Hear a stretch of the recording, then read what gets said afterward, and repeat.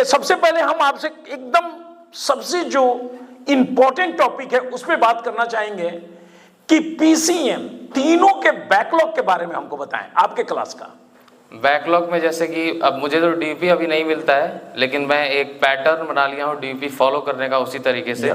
जैसे कि मैथ में मैं सिंगेज का लगाता हूँ, सिंगेज का अपना डीपी आता है एक। तो अब जैसे मैंने ट्रिग्नोमेट्री पढ़ लिया तो मैं ट्रिग्नोमेट्री का लगाता हूँ। केमिस्ट्री में सर ने एक बुक बताया कि के एस वर्मा का बुक लगाइए ऑर्गेनिक में, तो ऑर्गेनिक का बुक लगाया। और फिजिक्स में अभी आशीष अरोरा लगा रहे हैं। तो हर दिन का एक पैटर्न बन गया है कि एक दिन में फिजिक्स के 15 क्वेश्चन, केमिस्ट्री के भी 15 क्वेश्चन, और मैथ के कुछ कम लग पाते हैं क्योंकि मैथ में टाइम टेकिंग ज़्यादा लगता है। और जिसमें बैकलॉग की बात है तो सबसे कम बैकलॉग केमिस्ट्री में है।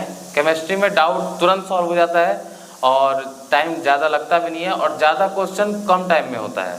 और जैसे सर हम लोग को पढ़ाते हैं केमिस्ट्री, दोहा सर जैसे केमिस्ट्री पढ़ाते हैं, तो पढ़ाने के बाद जैसे हम डाउट पूछते हैं तो maximum doubt at the point solve हो जाता है उसी समय।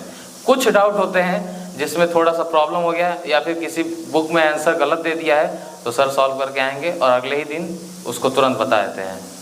लेकिन सबसे ज़्यादा बैकलॉग जो होता है वो मैथ में होता है। मैथ में बैकलॉग इसलिए होता है क्योंकि एक तो मैथ टाइम टेकिंग है, और मैथ इतना वास्ट है कि अगर आप पूरा मैथ पढ़ भी रही हैं, जैसे जेईई एडवांस का टॉपर है कोई, फर्स्ट रैंक लाया है, तो जरूरी नहीं है कि वो हर एक मैथ बना देगा। ऐसा हो नहीं सकता है बिल्कुल, क्योंकि हम लोग के टीचर ही हैं, वो भी आईआईटी पटना से पढ़े हुए हैं और उनका सबसे फेवरेट सब्जेक्ट मैथ था। लेकिन ऐसा नहीं है कि हर क्वेश्चन बन जाएगा, टाइम लगेगा, हर चीज़ का एक टाइम लगता है। और फिजिक्स में बैकलॉग कभी होता है कभी नहीं होता है, और उसमें मतलब चलते रहता है। नहीं, यहाँ पर हम एक बात कहेंगे